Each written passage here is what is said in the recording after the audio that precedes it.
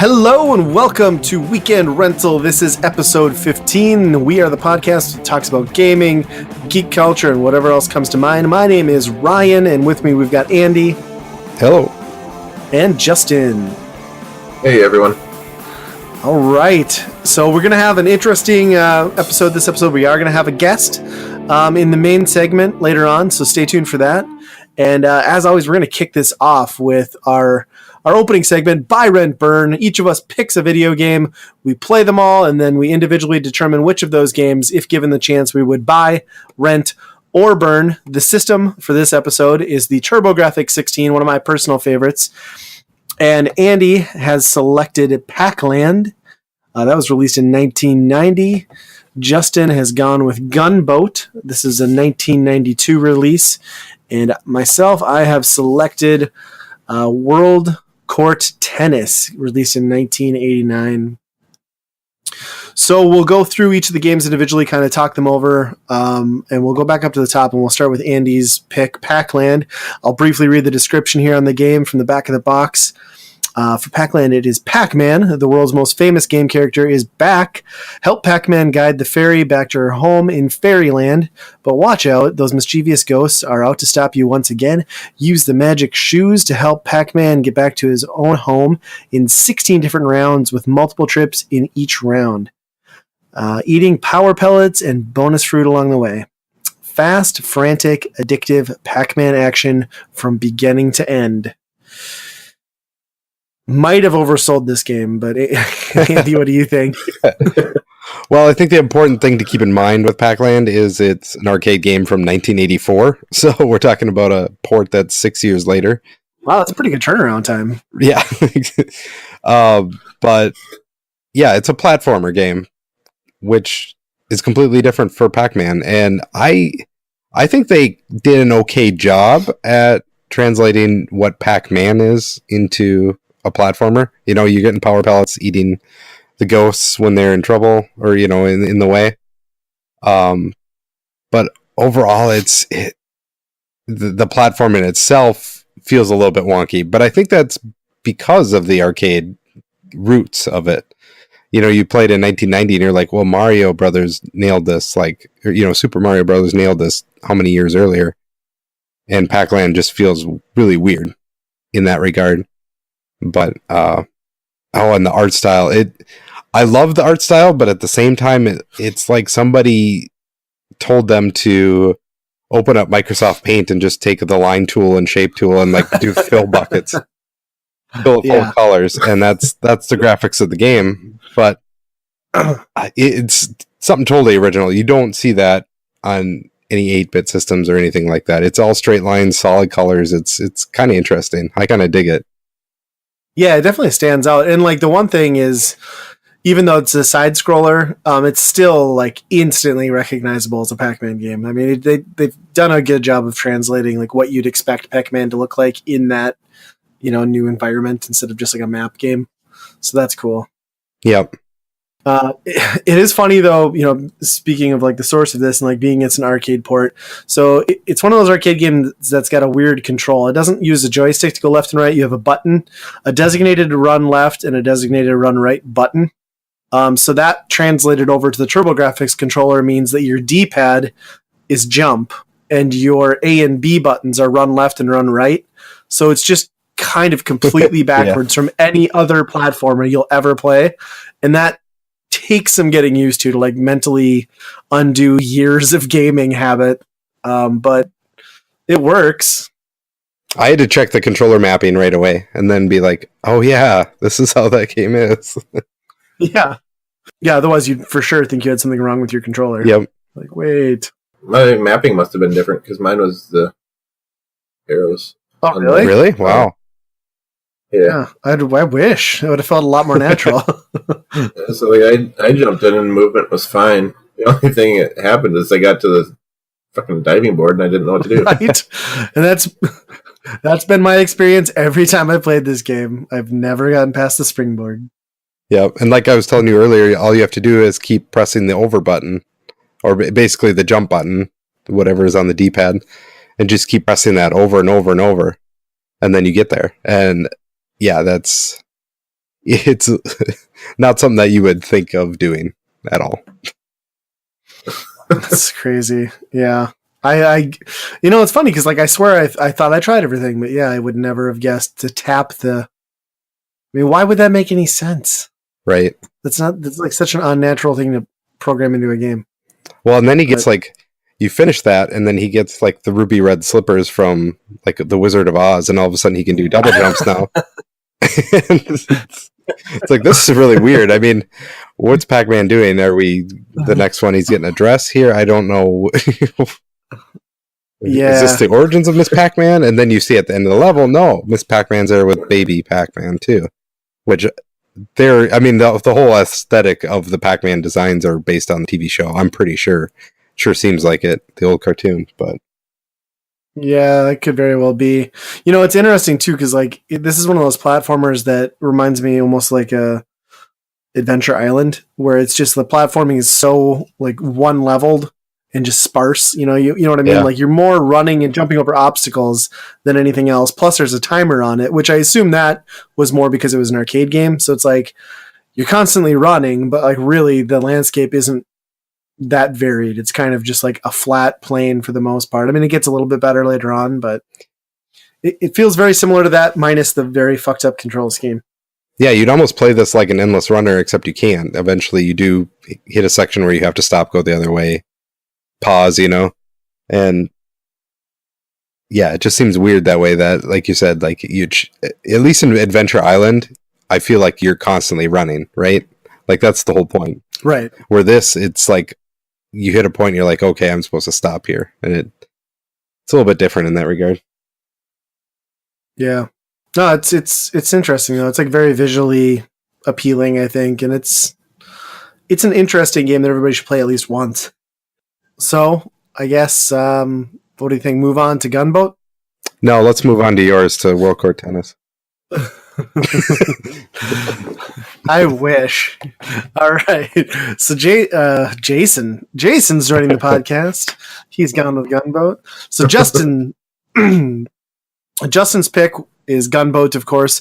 So the description on this one: twist down treacherous jungle waters with 8 tons of firepower and the threat of a deadly ambush around every bend. Command a Navy Riverboat Patrol, PBR, I guess is the abbreviation of that, in the most hostile and claustrophobic action, rivering warfare. First, hone your critical combat skills with gunnery, grenade, and pilot practice. Then report for duty and equip your boat with the hottest weaponry for the mission. Take out enemy craft with twin armor-piercing 50 caliber machine guns. Blast land-based positions with 40 millimeter grenades, or fire your own 60 millimeter mortar launcher and get ready to hit the deck. I feel like that was very specific on the artillery, which I don't know if that makes the description better, but Justin, how great is this game? If we were to rate it by blobs from David Crane's Amazing Movie Time, it would be a negative. Yes. This is probably the worst game I've played. And I've played a couple that Ryan's brought. Hey! Come on now. No, it's bad. Between the 20 minutes or whatever it takes you to get into the actual game, because you don't know what button to push.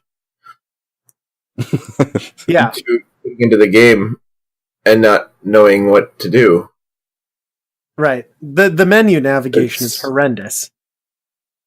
It's just a terrible game. I played it for, I don't know, probably 40 minutes-ish, 45 minutes.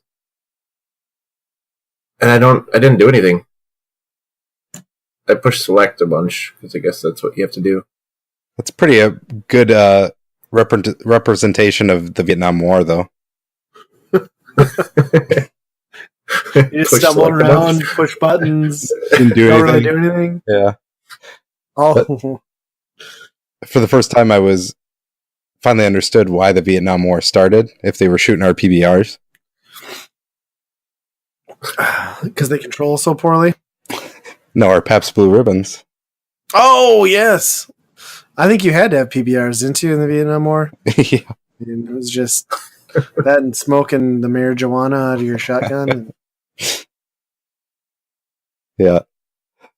I don't know. I didn't have too much of a problem as soon as I picked the select. I found out the select button is what you need to get to those menus. But boy, when you said, "Hey, let's do Gunboat," I was excited because I'm like, "Oh, that sounds like a good game." But I was not expecting like a military simulation that they were trying to pull off like this.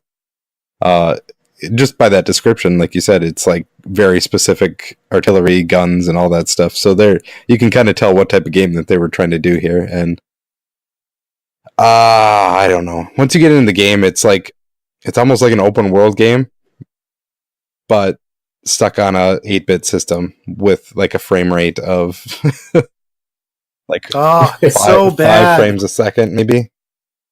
Yes, even when you adjust your like ship speed up to like max, like 5 knots or whatever, like still nothing moves. Like it's still a static image. It's so bad. I feel like if you would have played on, computer back years ago, it would have played quite a bit better. Because I think it came out for that, didn't it? Possibly. I bet those type of simulations always did. I think it probably would have played better on that, but I don't know. I struggled with everything. Yeah.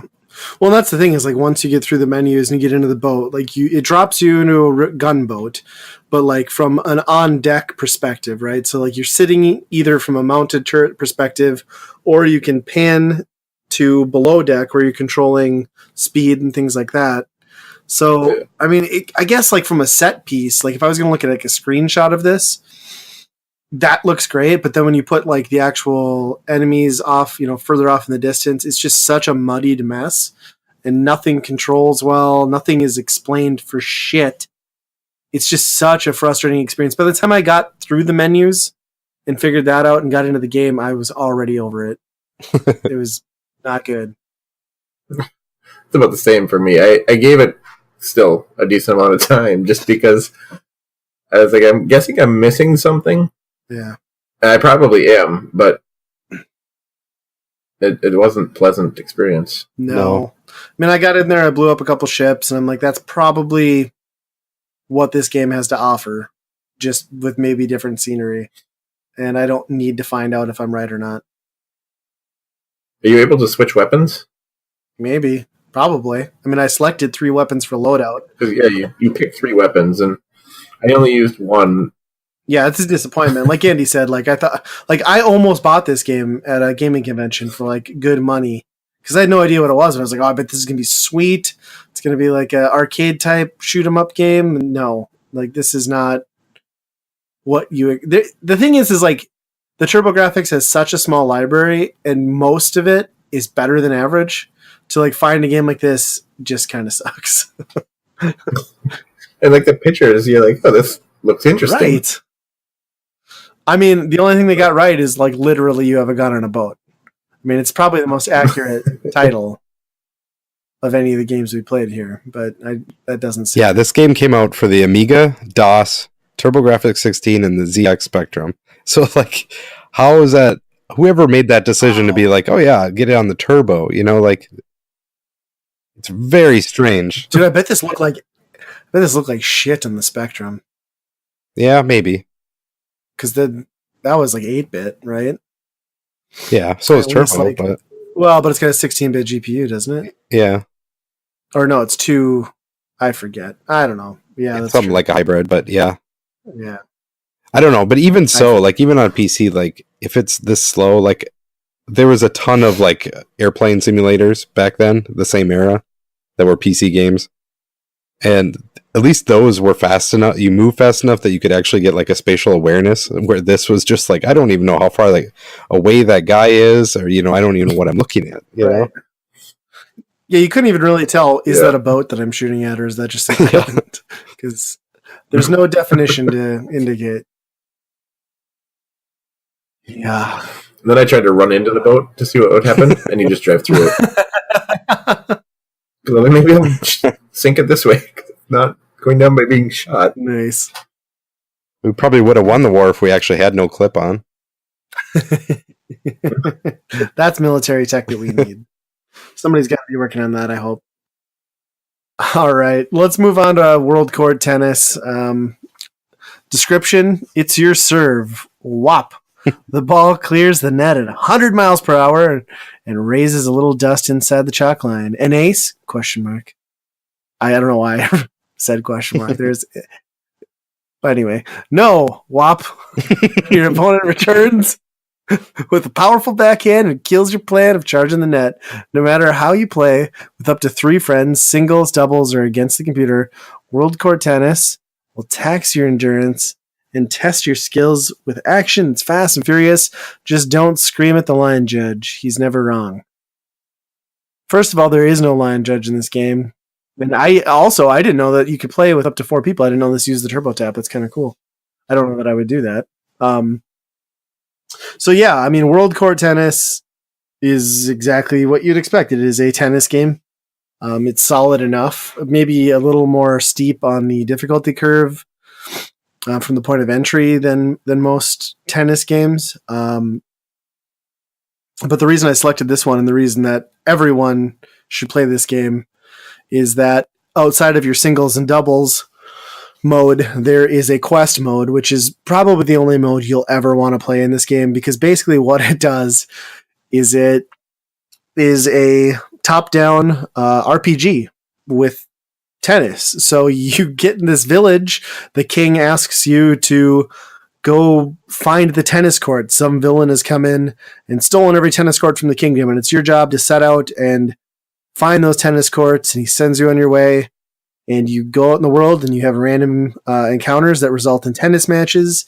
And it's all got this sort of ridiculous Japanese TurboGrafx humor that you see in all of it. It's like just so ridiculous. You go, first thing you do is go to all the shops in town and they just tell you like the most generic like RPG trope stuff, like buy better crap, you'll do good. And then you go to another guy, he's like, buy this thing. And then, you go to the king to ask him for stuff and he just simply says go, which I found funny.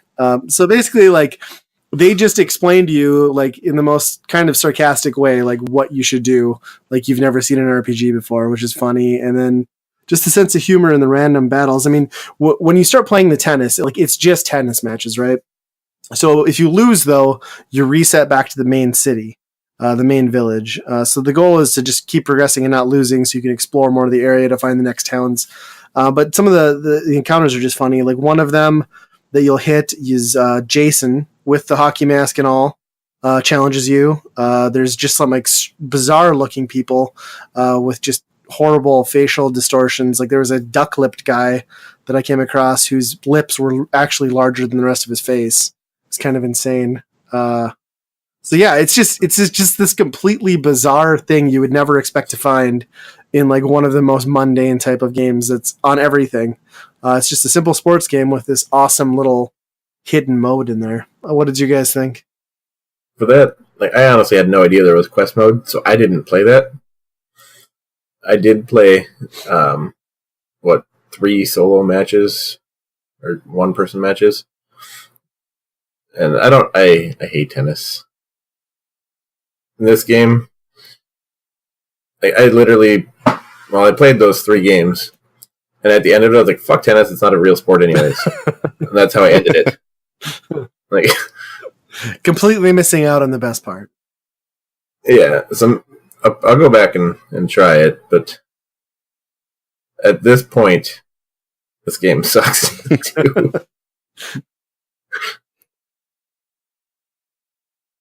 I wish I would have known about the quest, though. Sounds entertaining. Yeah. I just love how, to a T, it's like Dragon Quest. Like, that's exactly like the tile set of the RPG, and the map and everything. Even like text on black boxes, it's Dragon Quest. And I just love it for that. But yeah, like you said, the people that you talk to, that you have like NPCs. Like they shouldn't even have them in there. Just put them in like the information in a box or something. Like it's like, well, somebody played an RPG Right. and then they're like, well, we got to have a village of people and they need to say different things, you know. And it's like, I go into this lady's house and she's like, you need to talk to people to get information. It's like, I'm talking to you and you're not telling me anything. Right. My favorite though was the girl who says, "This is Chicago," and it's like, well, I've been to Chicago. It certainly doesn't look like 4 houses out in the woods. And a castle. Come on. Yeah, that's right. I forgot about that. This is Chicago. Of all places they could have put in there. Yeah. Yeah, overall the actual core of the golf or the tennis I thought was lacking. I mean, if you really put your time into it and got the timing down, I think you could progress pretty well and actually get pretty good at this game. I mean, it's not unfair by any means, I don't think. It's just you have to put the time in to get the timing down of you know, not faulting like I constantly was. And then just knowing when to stop running and hit the button, you know. That's what I kept having a problem with. Yeah, I think like the high volleys are like some of the hardest I've ever had to try and read in a tennis game. I will say that. Like I whiffed on those so much, but yeah, I mean it's not and that's the thing is the core gameplay of the tennis is just sort of like, okay, like this is all right, but when you wrap that just like Japanese ass goofiness around in that quest mode, it just kind of makes it like one of those games that you'll never forget. For sure. I mean, you'll never sink more than an hour into it, I don't think, in a sitting, but it's good for a laugh. No. I mean, Golf Story is pretty much this game, you know, they fully realized. So it's pretty cool that there was something way back in, what, 80, 89, you said? Yeah, that kind of like, hey, this RPG thing's crazy. What if we applied it to another genre?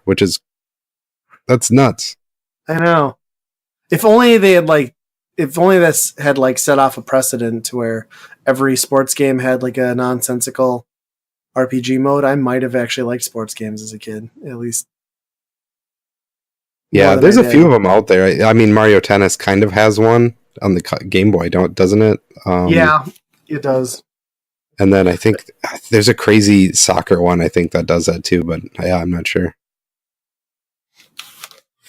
The random account, they're just many different people, or yeah, like basically you'll just walk around and it's like the old school RPGs where you just like walk around and all of a sudden like it stops and the screen pops up and there's a person there like, I challenge you to tennis. And then the weird thing though is like no matter how much you say I decline, they're like, the enemy is pushy.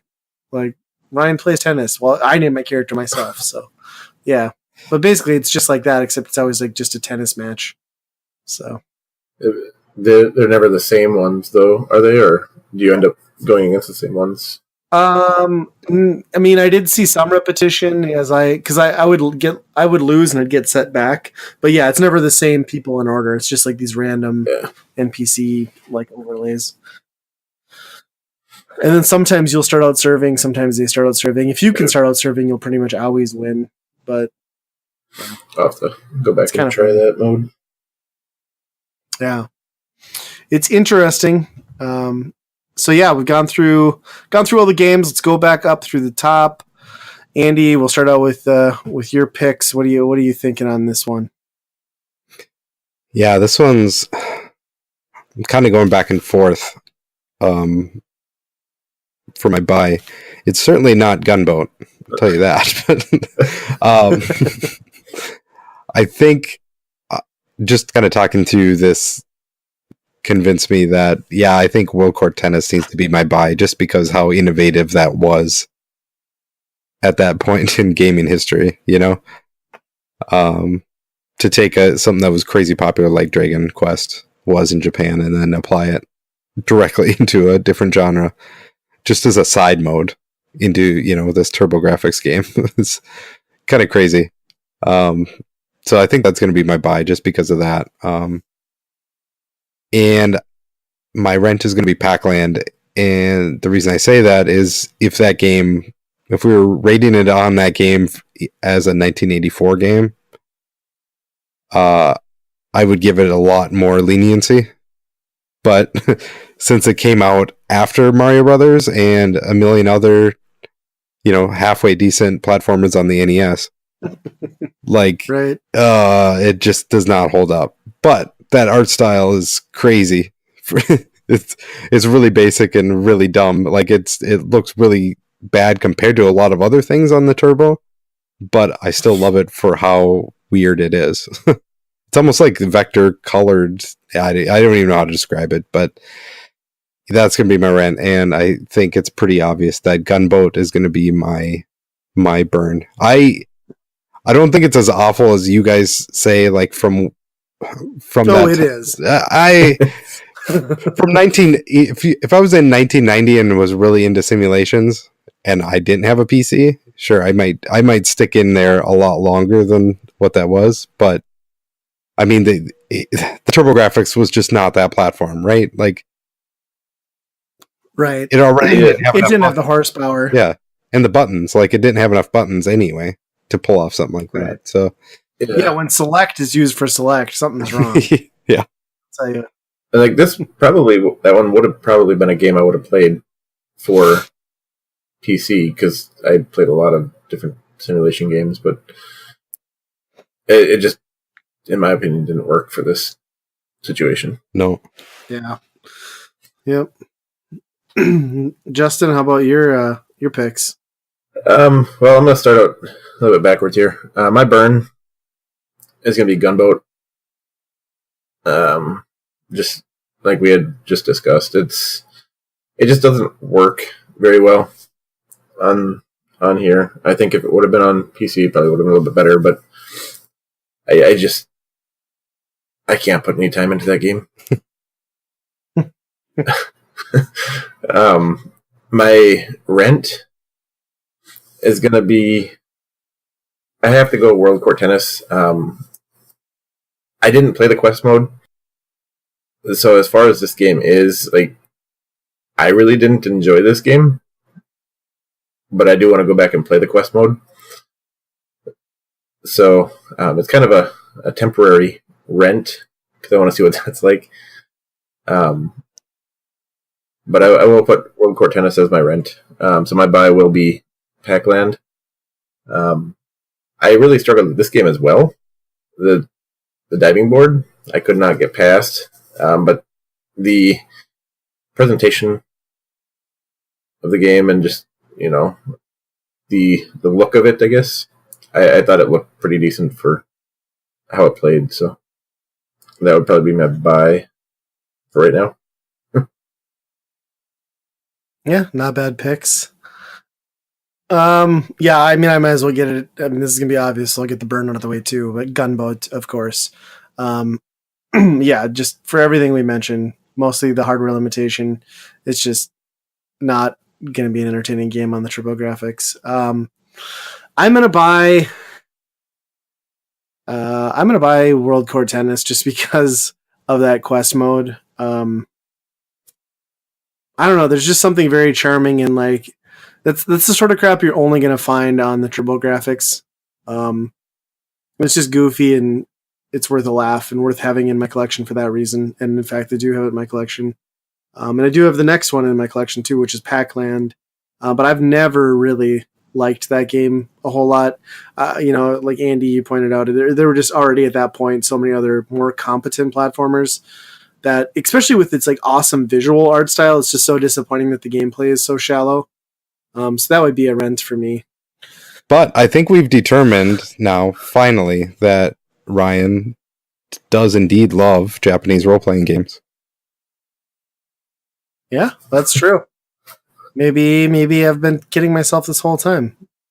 Although I did just put my newly acquired copy of Phantasy Star 4 in the other day and immediately decided that I needed nothing to do with that. So I'm going to have to work myself in slowly, I guess. Yeah, you went full anime there. That's not good. Yeah, although what was nice is, like, somebody had played the hell out of that, so I took, like, the most leveled up save state, and it was just like every random encounter was like attack, everything's dead. So it was kind of nice to like breeze through and not have to struggle. But I still do not have the patience for turn-based combat, and I probably never will. Yeah. Sadly, even though World Court Tennis tried to correct me of that, it's probably not going to work. No.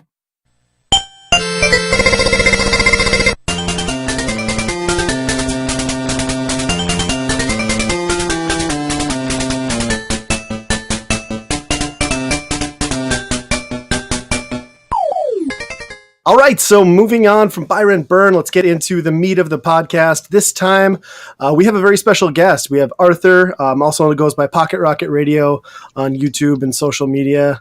Arthur, thanks for joining us. Hey, sorry. Hey, how's it going? How's it going, guys? Great to be here. I didn't mean to interrupt. You could have just kept going. It's fine. Oh, actually, yeah, I can just hit mute on my microphone. I mean, no, it's a pleasure to be here is what I meant to say. Thank you. So what's everybody been up to? Anybody been doing anything exciting? Games we're playing? Movies we're watching? What's happening? Well, I got to bring up something just from hearing that little voice right there. A couple weeks ago, I was puking my guts out, and Ryan sends me a text message of one of Pocket Rocket Radio's new videos. And it was the ASMR of eating basically raw fish. And I made it all the way through it, but I felt a lot worse after that video. But you're welcome. It was very good. I'm glad I could cleanse you of like your inner demon. Exactly.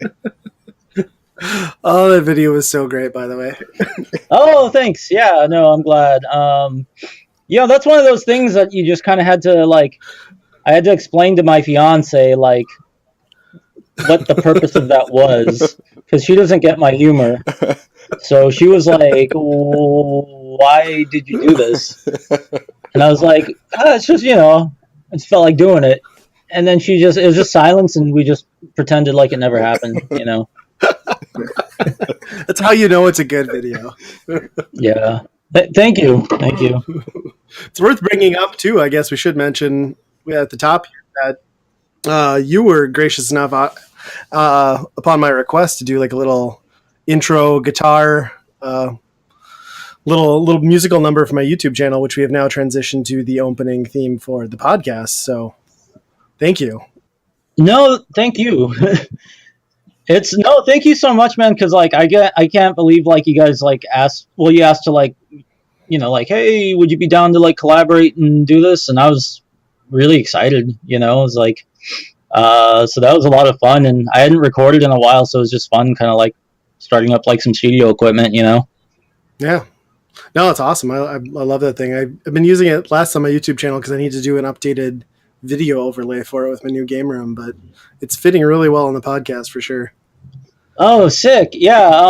I don't know, like, because I know you love punk rock. Oh yeah, and, of course. I listen to everything, but I definitely listen to a lot of like old punk. So I just wanted to give it kind of like a punk kind of vibe. Yeah, it's perfect. It's the kind of music that just makes you want to like smash beer cans like against your head while playing video games. Like we're like this new generation of like middle-aged gamers that are like rampant alcoholic geeks. That is, so it's like, yeah, that's pretty much perfect. Yeah. Like, have you noticed like that's kind of like this, it's like this new phenomenon of like gamers, like, wait, how old, like, is everyone here like pretty much in their 30s? Yeah. Okay, cool. Yeah. So like, we're all like basically in our 30s, and it's like, it's just so weird to like see like this, it's like this working class generation of like gamers where we're like trying to give off this like persona of being professional by day, and then like we go home and we're still like 14-year-olds. Right. If you think about it, like I feel like that's just like, it's a luxury like I think our parents didn't really have. Oh, for sure. That's very true. I even as like mainstream as gaming has gotten though, like there's definitely still a stigma. Like there are a good number of people in my day-to-day work life that I would just never mention that I have this insane collection in my house. I think it's one thing if you're like playing at PS4, but when you show somebody a wall full of video games, they judge you. It's not always in the best way. Yeah. Even if you're playing PS4, like I get all kinds of people that give me dirty looks and just odd remarks because they know that I play games. So there's nothing wrong with it. That's how it is nowadays. You can sit on your ass, watch a movie, sit on your ass, read a book, or you can sit on your ass and play a video game. I mean, everybody's going to do something of the sort. So, whatever you're into. Yeah, I just can't believe like there's still kind of like you said, a stigma given like how much money like the overall industry is like pumping out. Like I mean, you look at Hollywood, it's like pretty much accepted. Like you can go to crappy movies and it's like cool. And obviously, like gaming, I don't think like has like a nearly as much money coming out of it, but it's still a pretty big industry. So it's just kind of surprising because it's just like everywhere now. Yeah, definitely. I think it's made it a long way. Like I'm sure in another 10, 15 years it'll be a whole lot different. Because I mean, I feel like with us being in our 30s, we're kind of that very first generation that like from the day you can remember, there's always been a console in your home. So, it's only going to become more consistent. Like with, our kids, I'm sure it will be far more accepted. I hope so anyway, because I'm turning them into little game freaks too. So, yeah, I saw those videos of them getting into like Mario and the arcade cabinet you made them. That was sick. Well, which blows my mind because that like I hate the arcade version of Mario Brothers. Like it is not a fun game for me. And those guys just like they'll play it nonstop. I just don't get it. But I have it, and I'm not a huge fan. I was gonna say, as I shit on Andy's arcade cabinet. Oh, that sucks. No, you actually have like an old school, like you have an arcade cabinet of like the old school Mario game. Yep, I have the original Mario Brothers, but I don't play it too much. Oh yeah, did you have to like restore it or? It has some issues for sure, but overall it plays pretty decently. Dude, that's amazing. How'd you score that? Can I ask? Like, where'd you find it? Yeah, I actually bought out a game store, and that came along with it. So that's one of the things I held on to. Oh, yeah. Like, that's, like, definitely, like, pretty memorable, man. Yep. Yeah. Just the artwork on those old Nintendo cabinets is totally worth it alone. Like, your cabinet's in really good shape other than, like, the normal wear and tear. Right. Yeah, especially those old Nintendo ones that had like the art on the very front too, like on the bezel of the screen. I think that's pretty cool. Anyone been playing anything exciting worth bringing up? I mean, obviously there's one game that I know we could bring up, but do we want to go down that rabbit hole right away? Who's in my mouth?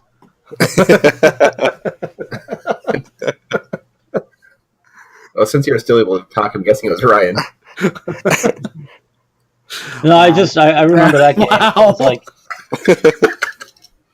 well, usually when you get a group of guys, joking about a game they could all play, it's usually Who's in My Mouth or Smash Brothers.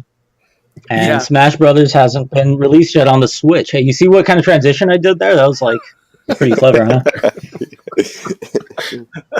Stellar. Yeah, now we can talk about Switch games. How many aren't there? 4 of us? Yeah. Yeah, there you teams, go. Right? Yep.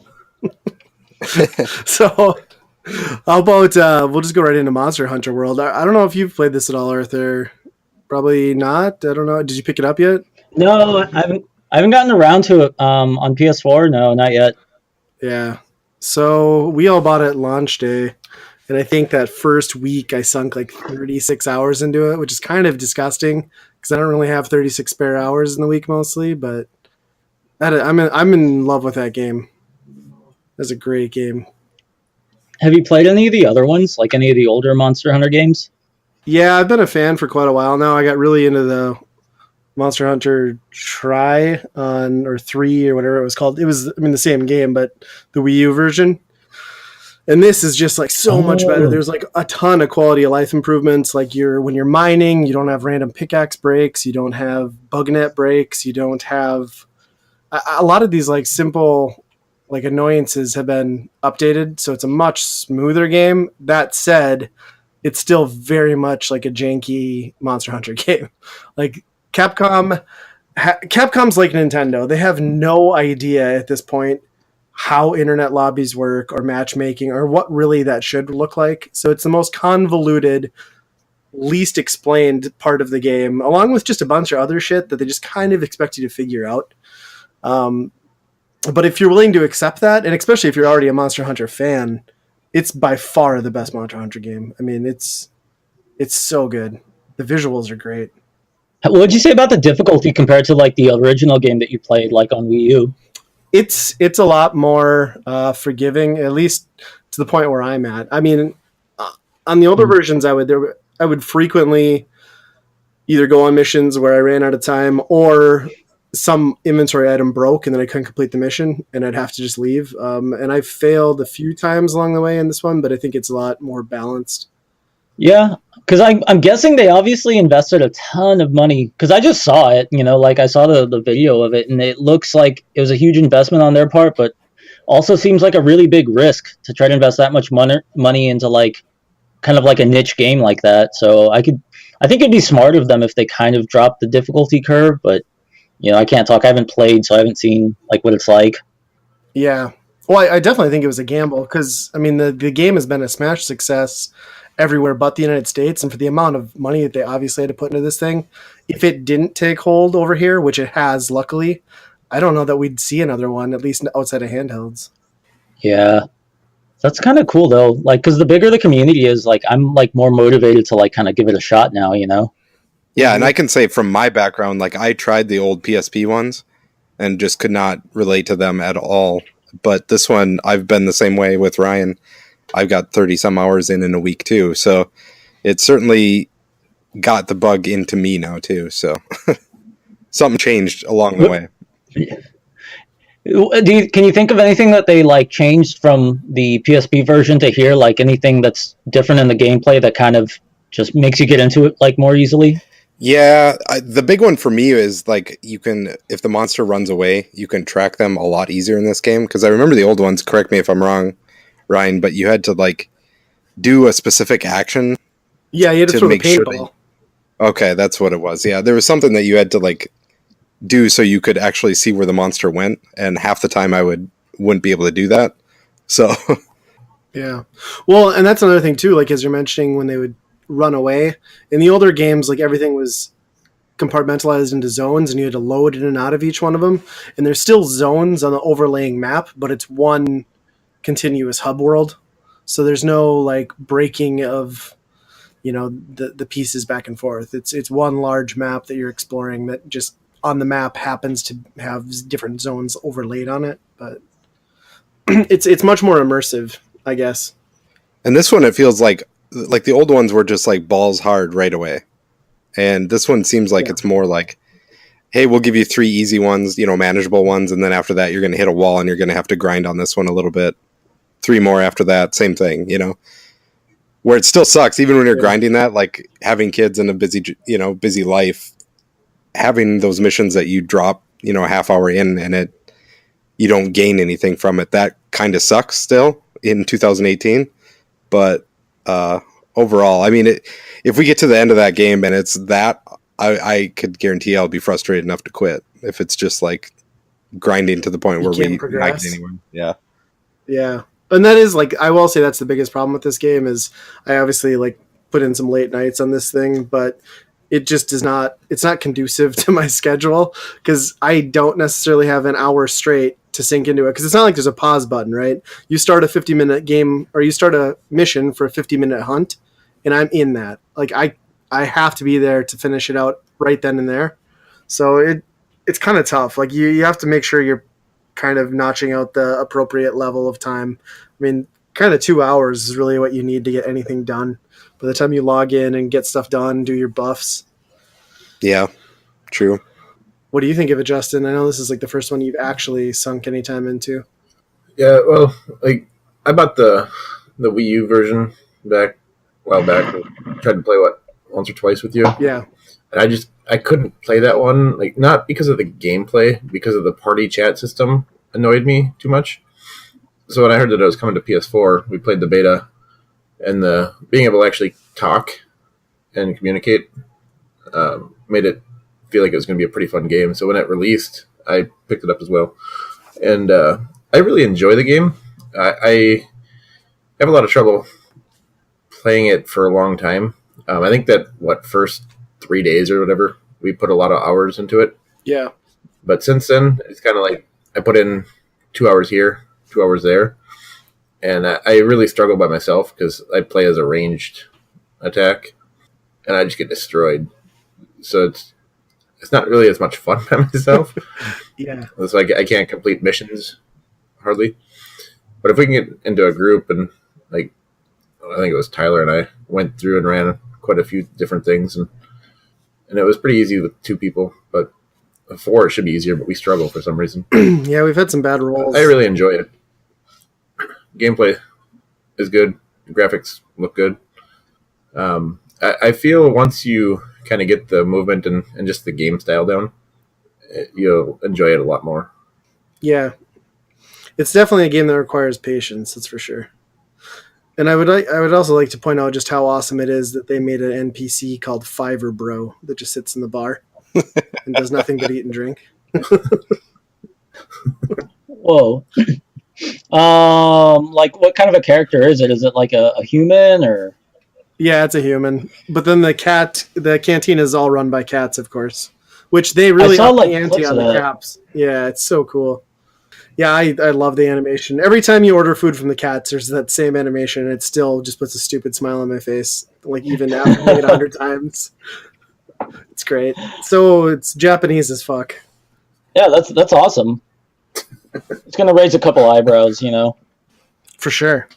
I just think it's amazing. Like it's so crazy how much like I guess like the more niche Japanese games are really kind of catching on here. Like at first, you know, it was kind of like Final Fantasy, and even at that time, that was kind of like a little exotic. And now you're kind of getting into like more and more like niche stuff from Japan. And now the thing you're seeing in a lot of US releases is like, does Monster Hunter have Japanese voice acting as an option, or is there voice acting in that game? There is voice acting. I don't know if there's a Japanese dub built in, though. I bet there is. I don't think so. I bet there is. You think so? I would think so, yeah. Oh, yeah, that's right, because you can set your language from the main menu. That's right. Yep. I bet you're right. Yeah, I just think that part's crazy, too, because, like, if you think back to, like even, like, the late 90s, early 2000s, it's, like, there's, like, no concept of a game being released with, like, a Japanese voice track, and now it's, like, people want that. So, I don't know, Japan's definitely, like, doing a lot of crazy stuff with, like, their game industry, just making that big of an impact. Yeah, for sure. Well, and speaking of like Japanese stuff, like starting to take hold, like you're into some like JRPG, like hardcore JRPG stuff, and like some of those graphic novel type games on your 3DS and Vita, right? I mean, yeah. I'm really into like the tentacle porn, and you know, like the half like cat, half girl creatures, you know, and also like the video game side of it as well. Video games are fun too when they do that. Yeah.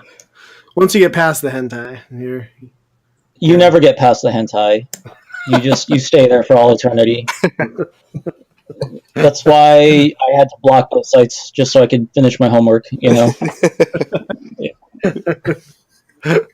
Hentai has destroyed like 3 relationships. Back to video games. Collecting for what? Are you still picking up stuff for your Vita? Like, or have you kind of slowed down on that? I definitely want to get back into it. There's just like a ton of stuff coming out right now. And a lot of it is kind of the same. You just kind of get like your typical like romance graphic novels coming out.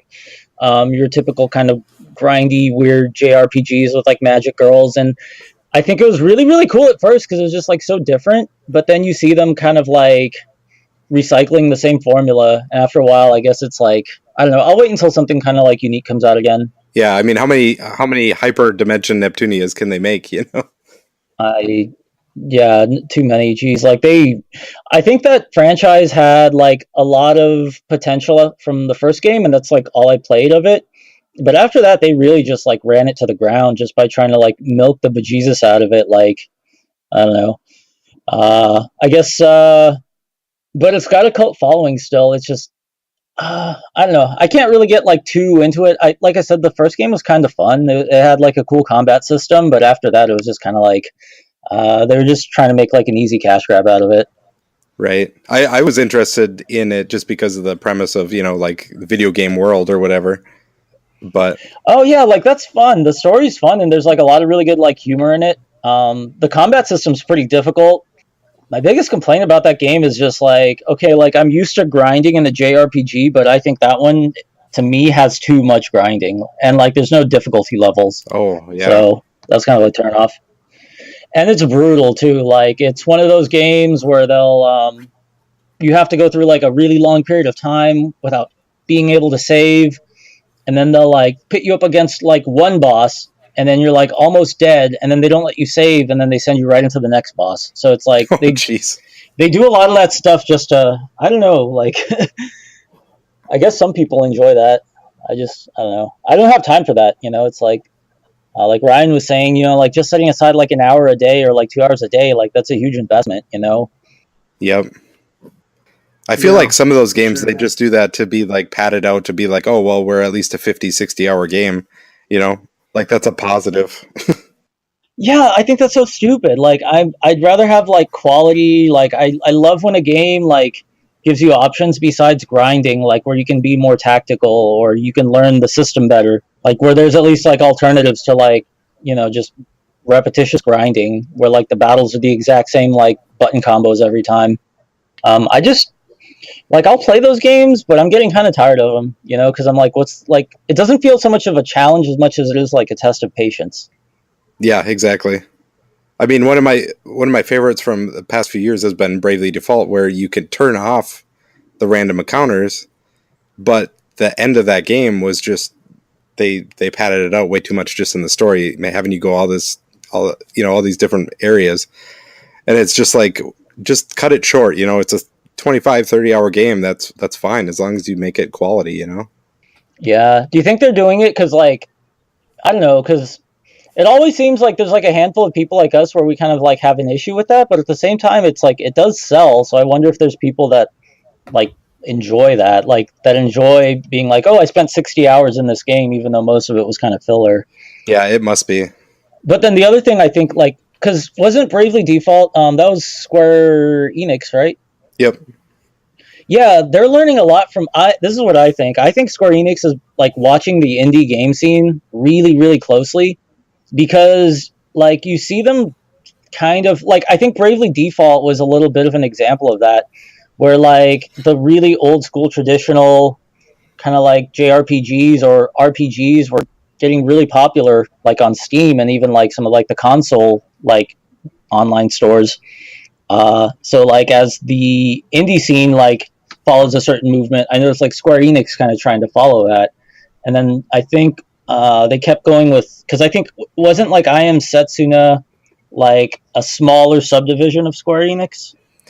Yes, I forget who makes that, but it is a Square game. Yeah. Yeah, so they did that with I Am Setsuna because I could tell like they were just I think I don't know I'm not an expert. I felt like they're just reacting to like what was going on in like the indie gaming scene. Like they were seeing the indie game scene like really pick up a lot of like momentum, and they're like we got to get on this trend because this is kind of what's popular Yep. now, and they kind of went back to that style. Yeah. That's cool. That's something I noticed. Maybe this is off topic, so I'm sorry, but like Um, I feel like a lot of the really, really big, like I've always loved like indie games, and I always loved and like really respect people that put effort into making them. But I think like a lot of the AAA companies, they're like watching the indie game scene really closely, and I wouldn't be surprised if they slowly start investing a little bit of money into like a project, like as an experimental project, just so that they can have like a better idea of like how the market's going to react to a specific thing.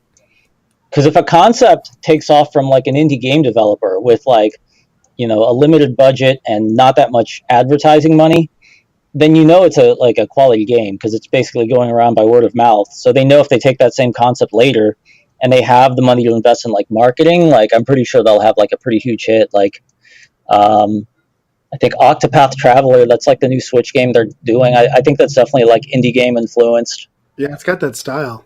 Yeah, it does. Yeah. Yeah, it's interesting. Like you see that on the Japanese side, but I feel like the American side, like EA and Activision, want nothing to do with the indie side, really, which is kind of disappointing. But How do you guys feel about that? Like with like the loot boxes and stuff. I mean, that's popular. That's a big topic. Yeah, I mean, I think it's kind of gotten oversaturated. I mean, we've talked about it a little bit off and on in the past too, and like overall, like my thought is, as long as you are doing a loot box that involves nothing pay to win, and like I used to say Overwatch was like a good example, but now Overwatch did some dumb stuff too. But I mean, everything in those loot boxes are just cosmetic, right? But when you're getting into like, I need to buy loot boxes to get the random gear roll to progress in this game, I think that's complete bullshit. I'm actually kind of glad that EA caught the attention, with Star Wars Battlefront, and now somebody's stepping in to do something about it because it got out of hand. yeah, but they're adding them back in now. Yeah, I Well, know. It's so sad. wasn't that CS:GO or something that had a pretty big issue with that because they were like advantages? Well, CS:GO was bad because they turned into Steam items that actually had kind of a dollar value to them. Okay. So like everything is actually worth real money, and they had a big gambling problem with that. So, and, okay. Yeah, Turned into like an income type Yeah. thing. pretty much. Well, who knows though? Maybe we'll be yelling at Microsoft soon, since they're reportedly shopping around and potentially buying EA. Oh man, I just heard about that. That'd be crazy. I don't see that happening. I see them buying some development studios, but EA that'd be too industry shocking. I think like they have too much multi-platform stuff. I don't see how they could do that. Yeah, why would EA do that? I don't see Microsoft buying them. Because I remember like a few years ago, Microsoft was still struggling, and they're still kind of coming back from. They're just picking up from kind of mediocre sales of the Xbox One. So I didn't know they were really like in that big of a position right now to where they could even consider that. So I'm just wondering where they think they're getting that kind of like financial backing from. Not from the Xbox market, that's for sure. Yeah. It's the part of Microsoft that actually turns a profit. They have one of those? Yeah, The virus. I think they call it an OS, but I probably shouldn't talk too much. My boss's husband works for them as a developer. Oh. But they don't listen to this, so it's perfect. No, she doesn't know what a podcast is. It's fine. Yeah. No, I mean it is funny because like that Xbox division. I mean, even when 360 might have been a better example, but even then they had some setbacks. But I mean that Xbox division of Microsoft has always just hemorrhaged money. So it's funny that they're realizing their biggest problem right now. Well, they have a bunch of problems, but one of their biggest problems is that they have almost no exclusive titles coming out. So instead of just like figuring out that solution in house, the Microsoft solution is, yeah, we're going to buy something because we got a shit ton of money. And then they're going to bring it in. They're just going to like gut that studio. I mean, look what happened to Rare after they bought them. Like, do we really want that happening with other quality devs that they could bring in? True. I just don't know who they would buy that had, quality stuff, right? Coming out soon. Yeah, that's true. Because it's not going to solve your immediate problem, which is in this calendar year you have no exclusives. So, right, you really can't win. Yeah, I mean they're coming up with a couple of ways. Like they're really throwing out like the back catalog for like all their games and trying to like throw that into the mix, and they're definitely trying to be as generous as they can with like the entire library. But even then, it's sort of like if people buy a new console, it's like you said, like there's just like they want the new games. That's kind of what excites people about like new technology. Yeah, for sure. Ever since you mentioned the Battle Royale for Crackdown, You've wanted that, I know, right? I hope they do that. That'd be so amazing. That's what that game should be. It's just Battle Royale. And you're looting orbs, basically. Yeah. Orbs could be part of it. Yeah. Instead of orbs, it's just like random ammo. Like every orb is like 10 rounds. Fucking sweet. I'll talk to my boss's husband. We'll totally make this happen. I think he can pull that. They still have to get a release date. Right. Yeah, the game still has to finally exist. That's true. It's only been in development for like 10 fucking years. I'm sure it's coming out. Well, the rumor was that Red Dead is going to have a battle royale mode now too. So it's like, Yeah. I saw, yep.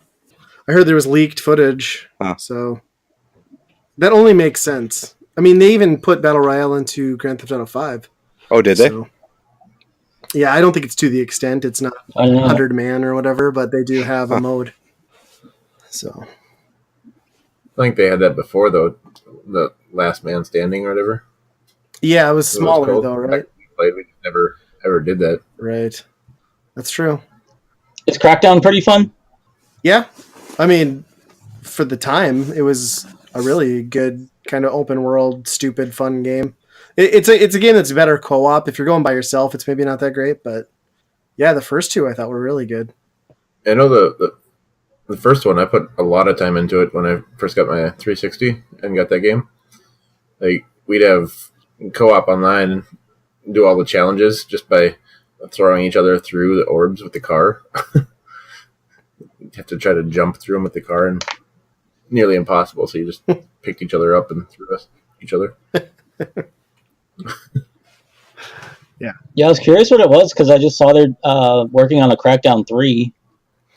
Yeah, I think that's been like pushed back so many times. And like really, like Oh, Crackdown wasn't a bad game, but the reason Crackdown got any fame initially was just because it came with a playable demo of Halo 3. So that's like the reason everybody picked it up initially. And that was huge in their advertising campaign. But it was a decent game. and you said it had the like online like battle royale options. It didn't, but like we've been speculating that like what's missing right now is just like a stupid over the top battle royale with like bonkers physics and like jetpacks. So if Crackdown 3 came out with a battle royale mode, it would be pretty badass. Because like all these battle royale That'd just be modes, fun. yeah, like all these battle royale modes right now are just too centered on like, I mean, not realistic physics, but you know they're not. They're more along the lines of Call of Duty than anything. Where if you just had something insane, it would be just hectic. That'd be so fun to just like go into like a lobby or a game room and just watch. Like I would just watch like people fly through the skies like a freaking flying circus or something. Yeah, Or just like carnage and yeah, that's a good point. That would be pretty funny in like a totally like more fantasy driven like well not fantasy but like science fiction kind of like over the top game. yeah, really go nuts with it. It'd be pretty sweet. Somebody will do it eventually, I'm sure. I mean, we've just started to see the tip of like the battle royale stuff, I'm sure. It'll be played out for the next 10 years and overdone. Right. Oh Jesus. It's like you had the military shooter kind of thing, then you had like the zombie survival thing. I guess this is like the next big fad. Yeah, for sure. For sure. I suppose, yeah, the last, 2 years or so, that the whole survival game Yeah. like aspect was pretty big. Oh yeah. All these survival games coming out. Well, that's what That's spawned the battle this whole royale. battle royale. Yeah. Yeah. Yeah. Oh, yeah, H1Z1 or whatever, I suppose. Yeah. Oh yeah, I didn't know it came from H1Z1 because I just remember like PUBG kind of just blew up last year, and then it, like that's when I remember just seeing a lot of games like implement battle royale. Like I remember was it like Fortnite got a little flack for it because they're like you're just copying PUBG, but then it's like well everyone's kind of doing it, so it's okay, I guess. Right. Well, yeah, and that's the thing is like the dude who came up with PUBG like originally started that idea with a mod for H1Z1, put a battle royale in, and then he went on to do PUBG. But then he gets pissed. Oh, So he like basically like copied the genre and rebuilt it, but then he gets pissed when Fortnite copies the same. I mean, Fortnite did the same thing, but you know, he did with PUBG. So it's kind of like this weird, you know, you don't own the let's put a bunch of people together and shoot shit genre. I mean, that's existed since like 82. So What game was that in 82? it was PUBG 8-bit edition on the Atari 2600. I don't know if you played Wait, this. Atari was 8-bit? Shut up. It's facts. Look it up. There will be a Wikipedia posted tomorrow. It's totally true. Yeah, I don't know. So I gotta ask, did anybody see the Han Solo trailer? Yes. but I didn't pay too much attention to it. See, and that's the problem. When a Han Solo trailer comes out and you don't care enough to pay attention to it. Who's Han Solo? Yeah. I just like watched that and I was like, what the fuck? Like after The Last Jedi and then I see that trailer, I'm like, what the hell is Disney doing with Star Wars? It looks so terrible. Like I give no shits about that movie already off of the first trailer. Yeah. Like how did they not have enough shit to make it's Han Solo. Give me some one-liners, have a Wookiee yelling, laser blast, done. Like I can make a better trailer. I'll re-edit it. I would watch that. You didn't watch it? Like if you just my re-edit? No, I would watch that. Like if like if you like redid the movie starring as Han Solo. Yeah. Well, I don't know if that would be as good. No, I think it'd be better. Yeah, you and my mom would probably agree. Boy, Harrison Ford really let himself go. Yep, he did. He's a method actor. Yeah. I mean, they gotta have video games on the Millennium Falcon. That's true. I bet it's coming. They did. Remember, like, the first Star Wars? Yeah, they had the chess. Yeah, they had, like, that, like, weird, like, chess-looking, like, game on the Millennium Falcon. Yeah, they have video games in the Star Wars galaxy. Huh. I've never seen one with, yeah. Oh! Yeah, that's right. It is digitized, isn't it, in the first movie? Yep. Yeah, where he's, like, telling them, like, you know, you don't want to piss off a Wookiee. That's right. Yeah. Yeah. I don't know. That trailer was just so disappointing. I am afraid. I think I'm gonna just let Star Wars end with Rogue One, and then everything. Well, excluding the prequels, that will be my canon, and then everything else doesn't exist. So was Rogue One decent? Rogue One was good. Andy didn't like it, but it's like a very good, like, war film. It's set in the Star Wars universe. It doesn't. Mm-hmm. I mean, it's not a traditional Star Wars movie, but I thought, yeah, it was good. Yeah. No, that's cool. I mean, Star Wars has like always opened itself up for like reinterpretations, like from the books, the video games, and it's just such a big. I think it's like one of the biggest fantasy like worlds ever, like outside of maybe like anything like J.R. Tolkien did. That's true. Yeah. Yeah, I'll check out Rogue One, like if you said it's good. Yeah, it's worth watching, I think. And I thought did you watch what was the first one in the new trilogy? Force Awakens? No. That one's good too. Those two are both good. Although Force Awakens is just a New Hope, but new. But it's still a good one. But The Last Jedi, the one that just came out, was not great, and I cringe after seeing the trailer for Han Solo. Although there wasn't a porg in it. So maybe it's already better than The Last Jedi. But you know, I mean, they're making one every year from now on until 20 years from now. So get used to it. Yeah. At this point, they just need to do a Jar Jar Binks like spin-off movie. Oh my god, the horror! The horror. At this point, it's just at the point where you flushed like any hopes and like love of that franchise down the toilet. So you're just like, whatever, Yeah. Stop caring. I hope they just go like Deadpool and just make it rated R and just just like all sorts of like fucked up aliens. Oh hell yeah! Finally, see Jabba and Leia get it on. Well, the moment we've all been waiting for.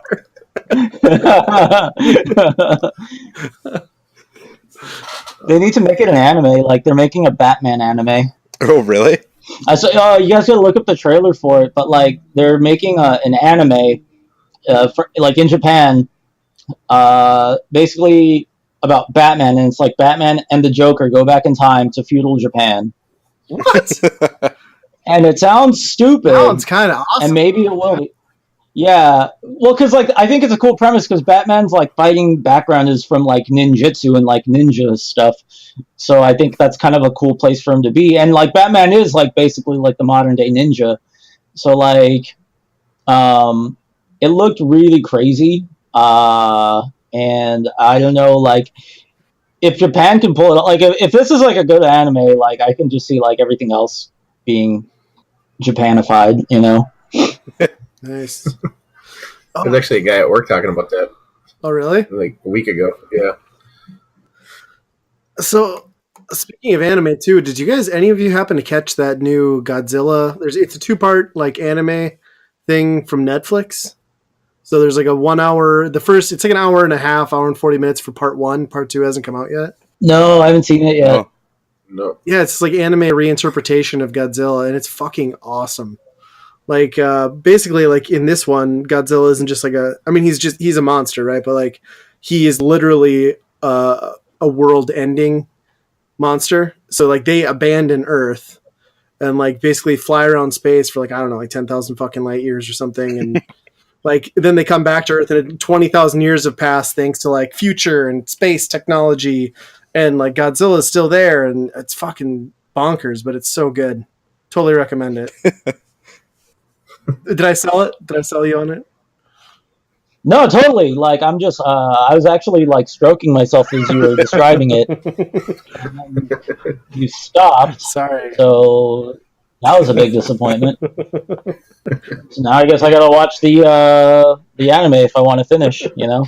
Well, but they're gonna fucking cockblock you too because it stops at halfway through. So you might want to wait till both parts come out, and then you can really just go to release. You know, that's what I'd recommend. Yeah, that's true. That's true. Just that'd be fun.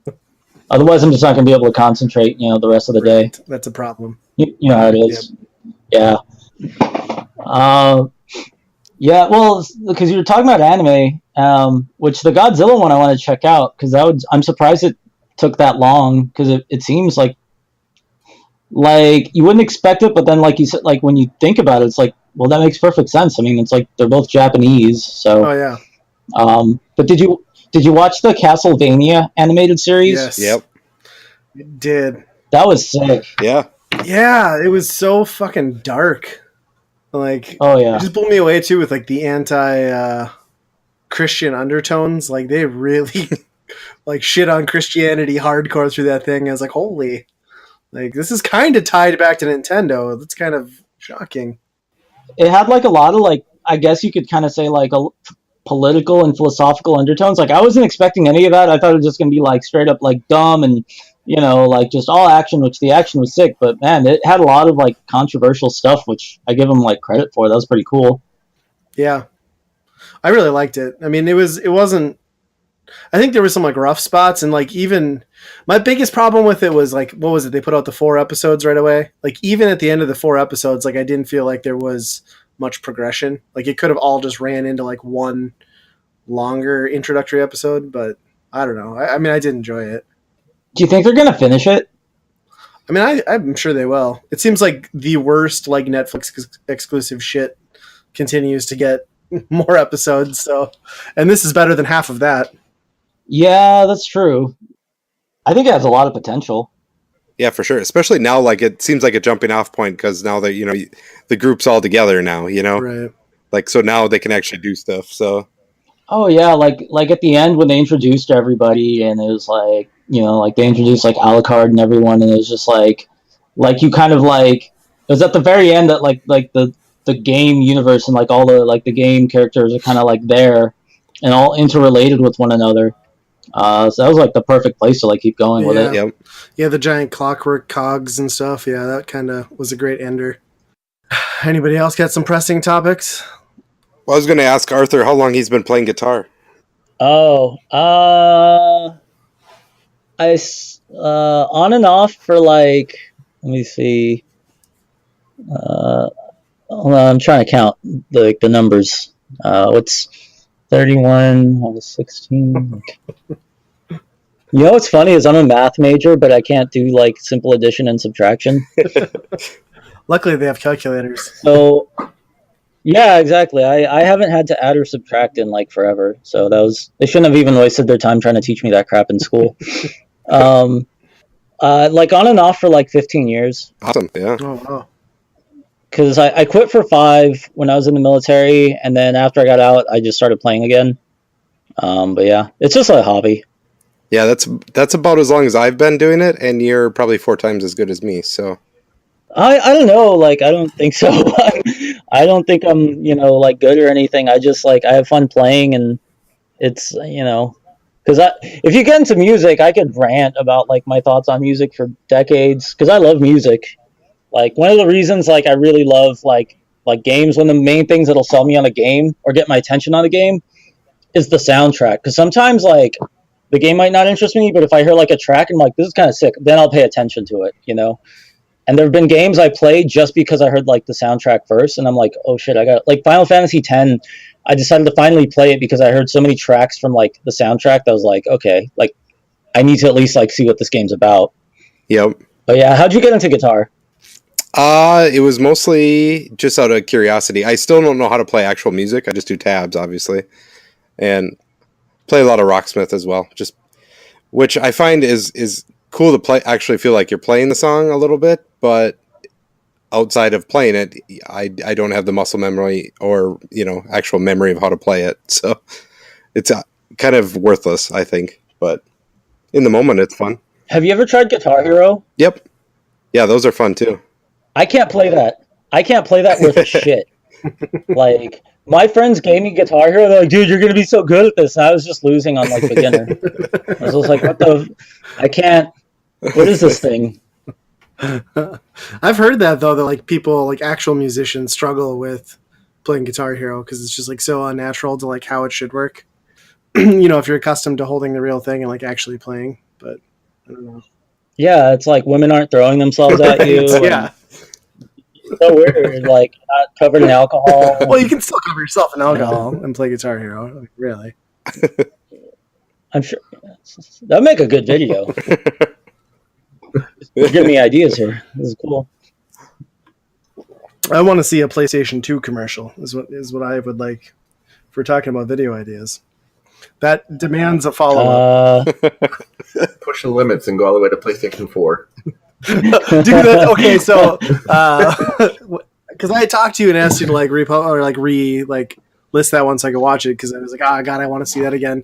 So then, shortly after you did that, it was like the holidays, and we were at my parents' place for New Year's, and like I've had quite a few beers at this point, and I'm just like talking about this video, like how funny it is. And I pull it out and like show it to my mom, and my mom's exact reaction was, "Why did you show me this?"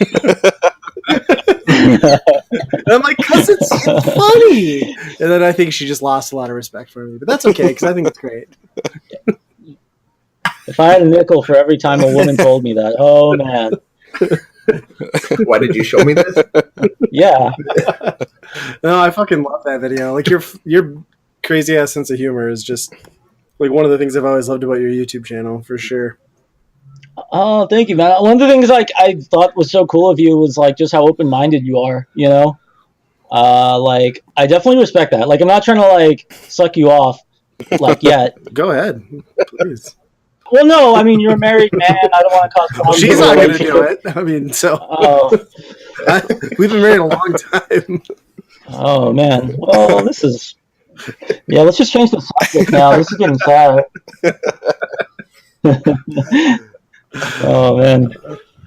Well, I'm glad you guys have such a wonderful, loving relationship to where you can say this, and you're just riding on the fact that she's not going to listen to this, huh? Yeah, entirely. Okay, cool. Yeah. No, cool. But no, I thought it was really cool how open-minded you were, because you're definitely like pretty accepting of like people's weirdness, and yeah, I'm just surprised. Like we definitely clicked like early on because like I just started a channel and I was bored, and then you sent me like video games. Oh, that's I was right. Like, I owe this man my soul. Yeah, I owe you my soul. Well, I sent you like 4 shitty NES games to be honest, and I was like excited. I was like, "What the fuck? Knight Rider? Hell yeah! NHL hockey? Yeah, I got a sports game. This is the best. Oh my god, this is cool. Yeah. It's got like actual hockey players in it. Yeah, no. Well, some of my videos get just as weird. I mean, I did make that Christmas special with Justin where we just poked each other's nipples for 7 minutes. So. I saw that. That was cool. That was ridiculously difficult to film. We were both very drunk, and yeah, it was 3 hours to get one 7-minute clip. It was not the easiest thing I've ever done. And we couldn't piece it together. Right? Yeah, so you couldn't cut it. Yeah. Did you check your analytics to see how many people watched all the way through? I no, I never paid attention. I mean, my answer to that is probably going to be not many. I do remember like the first comment on that whole thing was like, well, DD Games, he doesn't upload anymore, but like he was the first comment. He's like, I can't believe I sat through that whole thing. Oh yeah, I remember DD Games. He was a cool guy. Yeah, he was nice. I bumped into him at Portland 2 years ago. He happened to be there, so I don't know. I think he just got really busy. Yeah, I suppose kid, job, high school, parents, girls. You played a couple games with him, didn't you? Oh, played what? Didn't you play a game with him? Like, Yeah, we couple were games? playing like Counter-Strike Go. yeah. That's right. Yeah, And I got that. we're still friends on like Steam and stuff. Like he's a really cool kid, but like I think like totally, if he's got stuff going on, just let him focus on that. And I remember your voiceover for that. Oh, I'm DD Games. I'm a 12-year-old kid. It was so funny. Yeah, DD's a good guy. Oh, that's funny. Well, I suppose we're coming up on about an hour here. We could probably cut it off and give you your time back. But I mean, thanks so much for coming on, Arthur. And where can people find you on online and whatnot? Well, when I'm not on Pornhub, Right. you can usually find me, and when I'm not doing guest spots on the tranny websites, you guys can usually find me if you go to YouTube. You can search for Pocket Rocket Radio, and it'll cure you of your alcoholism. That's a fact. Yeah, It worked on me. Pocket Rocket Radio is scientifically proven to cure 5 out of 2 alcoholics of asbestos. And I have a bachelor's degree in math, so I'm not going to fuck with you. All right. Yeah, well, we highly recommend you check out Arthur's channel, Pocket Rocket Radio, on YouTube. It is good stuff. Gaming, guitars, goofiness, all of it's fun. Thanks so much for coming on. Thank you for talking to me, guys. Yeah, thanks. Yeah, thanks for showing up. That was my pleasure, man.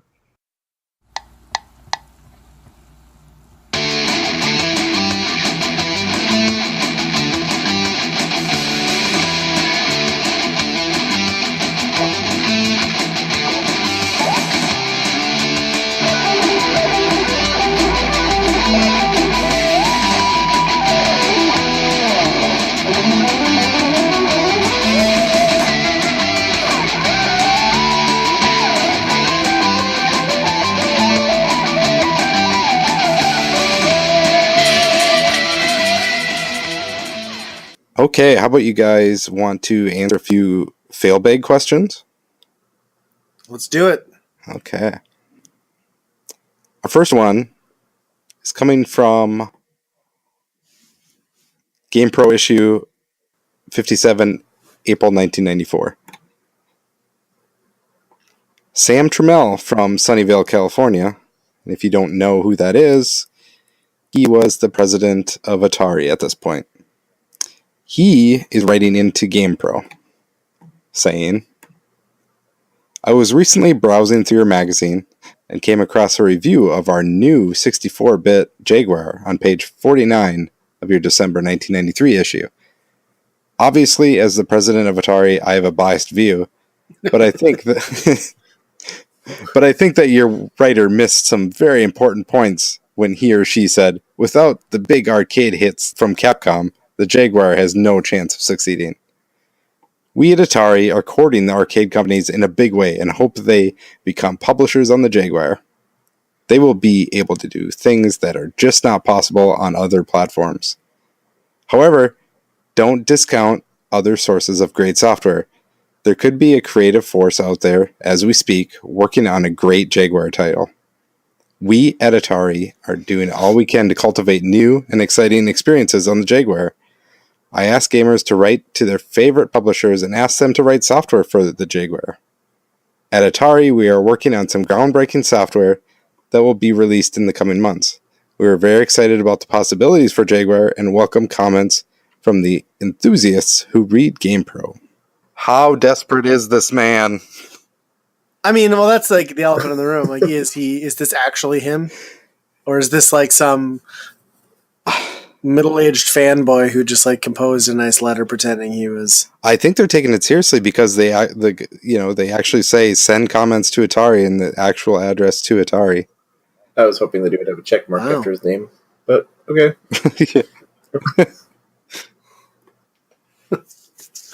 Yeah, that's I will say if your argument is wait for good stuff to come in the coming months and you've already launched your console, you've probably already screwed yourself. And in fact, did screw yourself, as history shows. Yes. Writing into a magazine like, hey guys, can you like write some letters to your favorite companies and see if they'll do it for us? Right, that's the most like archaic form of like retweeting something. Yeah. This is like, oh, let's like pen to paper. Let's make this happen. Capcom won't listen to us, but maybe they'll listen to you. Yeah. The children of America. Like as they're sending in like request cards and like crayon with like backwards R's. I'm sure that's really gonna sway a lot of developers. Yeah, that's pretty. I mean, if you're the president of a company and you're like replying to review, I mean, the fact that he did this through the letter section of the magazine instead of like, hey, let's get on the phone. I would like to sit down and do a published article with you. Right. You know what I mean? This is such a. I mean, it very much recaps the state of Atari at the time, though. I mean, it definitely puts them in the right place because I mean they were so desperate at that point to make any sort of headway. It's kind of awesome, though. I'm sure it was probably 15 beers in. Yeah. Decided to go for it. Write a letter. That's so awesome. Do you think he colored the envelope too? Put his art on the back of the magazine. Yeah. Yeah, that's kind of amazing. It's hilarious. Yeah, to come into the letter section like with all the other guys. And the fact that that's the only space the magazine would give you to defend your shitty console. He probably did try to get in there, but they're like, fuck you, buddy. Like, you wanted the magazine? Right into the letters section. That's all we got. He's like, aw. Head down, walks home, gets out the typewriter. Yeah. And that's what's funny, like the magazine, their only response was to send comments to Atari at this address. Like there was no rebuttal to be like, no, a writer's right. Like, everything we said was accurate. Your console sucks dick. Their silence kind of speaks volumes. That's awesome. Poor Atari. That's oh wow. Okay, let's take one from Barron from Richland, Michigan. He asks, will future CD games have footage directed by famous directors like Steven Spielberg or Tim Burton? And will they have famous movie stars in them? Well, I mean, I guess that depends on your scope of fame. I mean, Mark Wahlberg is a pretty big movie star, and he had his own Sega CD game, so... That's true, and they did get Mark Hamill for Wing Commander. Yeah, there you go. And they got that guy from that Family Show to be in that one Sega CD game. It's a 3DO game, too. I forget what it's called. Oh, I'm not sure of that one. He became like the Christian guy. He did like a bunch of Christian... He still does like Christian TV stuff. Yes, Kirk Cameron. Kirk Cameron, yeah, whatever game that is. The Horde? Yes, like yes, that's right. Yeah. Yep. Yes. Yes. Top actors from the Cutting edge. mid-1990s. Yes. Yes. So, look forward to that. Yeah. FMV is the future of gaming. What year did you write this in? 1994. So it's the future of gaming until 1996. Uh-huh. Then it all goes down there from there. Then people realize, oh, yeah, we can do better things with the CD than put like horribly compressed, poorly scripted and acted video onto it and just dumb it down to QuickTime events. Yeah. And then, Steven Spielberg actually comes on the scene and makes boom blocks for the Wii. Really? Yeah, he was like the driving force behind that. I didn't know I'm pretty that. sure. That's kind of Pretty amazing. sure it says like Steven Spielberg's Boom Blocks or something like that on the cover. Kids are like, who the fuck is Steven Spielberg? Yeah. You know E.T.? What the hell's an E.T.? Never mind. Just take your game and shut up. Huh. I will say, like, it is starting to get creepy when you're seeing characters now in games that are actual actors and they model them as them. They're not like FMV. Right. Yeah, and they're not like the train wreck that was like, remember Bruce Willis in Apocalypse Now? Or just right. like a fucking like horrible. It looked like somebody carved his face off with a dull knife and then like stitched it onto their own. And But it's yeah, not it's like he like has an intricate face. Right. But yeah, what is it like? The Beyond Two Souls is that one chick that's in everything, Right. right? Yep. She looks a lot like her character. She just looks, yeah, it's just her. And there's a lot of LA like, Noire. Yeah. yeah, there's a lot of like really like character actors that you wouldn't even know their names, but you recognize them from TV shows and you're like, why are they like modeling them in this, you know? Yeah, Quantum Shift, right? Isn't that the one that just came out? Yeah. That nobody bought for the Xbox. Yeah, yeah. It's kind of it has gotten to the point where it's like they can pull it off to make it recognizable enough. I still think there's like they can't quite nail that like expression and like the lip stuff. I mean, it's gotten really good, but it's still just not quite right. Like always, there's something not quite right about it. Yeah. There's still some uncanny valley for sure, but it's Yeah. getting there. Yeah, it's a hell of a lot better than the FMV video stuff. Whatever I've hoped to have gotten to, that's for sure. Yeah. Just wait another 20 years. You'll Yeah. sort of see this thought realized. Yep. Okay, and our last one for this week. Greg from Ontario says, I'm tired of hearing everyone knock the Game Boy. Sure, some of its games are very lame, but that's true for any system. Anyone who says there are no good Game Boy games should try Aliens or T2 Judgment Day. Don't write off the Game Boy. Wow. Those are the two you let off with? Don't judge the Game Boy? You shitting me? I don't think I played Aliens, but T2 on the Game Boy is garbage. I'm wondering if this is actually James Cameron, because those are both James Cameron movies, aren't they? And I don't believe that it's from Canada. And nowhere in that sentence or in that questionnaire did I hear anything about poutine at all. So I'm questioning if he's from Ontario. Yeah. But yeah, was there? I don't recall a time in my life where anyone was like shitting on the Game Boy. No. Like, I don't remember that in magazines. I mean, no one was like, the Game Boy is a pile of crap. Everyone was like, this thing's amazing. No, especially not in 94 either. I mean, if it was 97, maybe, it's starting to show its Yeah. age, but like... Maybe if he was reading like Atari Lynx Monthly, of course they're crapping on the GameCube. But that magazine only had 3 issues because nobody bought the goddamn Lynx. Well, and they didn't make Aliens and T2 for it either, so that was their problem. Well, it wasn't a lot. Okay, what's the launch lineup for the Game Boy? It was Super Mario Land. There was like tennis, football, but wasn't Tetris also a launch title? It had to have been really close, right? Yeah, so it's like it already had a stellar library within like the first 6 months. There's no way. Well, clearly this guy didn't have any of those. He likes shitty games, so of course he's going to love everything that the Game Boy has to offer if those are your go-to games. But yeah, that's ridiculous. Yeah, I mean, how do you live in a world where Tetris took off to be the thing that it was and be like, well, everybody begs on the Game Boy? Like, what? Yeah. This is like one of the highest selling games of all time. But Game Boy's trash. Huh. What magazine was he writing into? Game Pro. See, I don't know. I could see Game Pro shitting on the Game Boy. I mean, it is Game Pro after all. I mean, they didn't like the Jaguar, so... Maybe Miyamoto needs to write them a letter. Telling them that the future of the Game Boy is bright.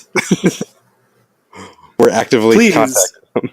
Yes. Yes, we are working with arcade publishers. Send them a letter, children.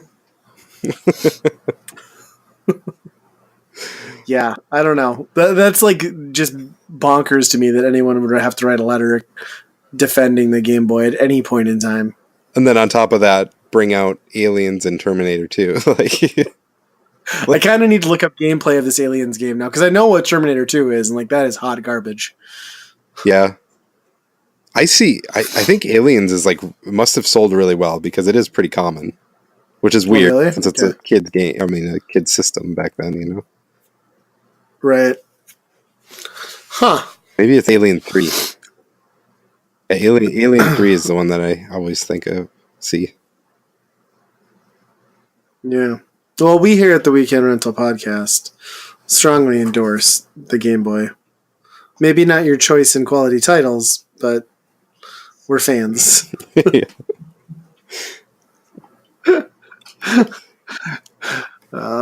He's probably just really ticked off they didn't make a Titanic Game Boy game.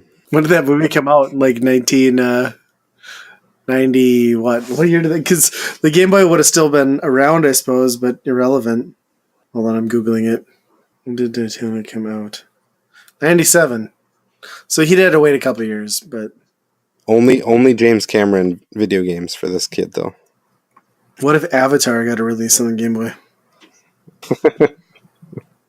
And then he said it was part of a trilogy, and then 15 years went by. I love how he duped Disney into like, no, we're going to build this Avatar land, and then like, that movie's never coming out. Like, already they've got an irrelevant section of the park, because people are like, what the fuck's an Avatar? You know, blue people? Oh, Smurfs? No, it was this movie. It was a big deal one time. Okay. The highest rated movie, or the highest generated movie of all time.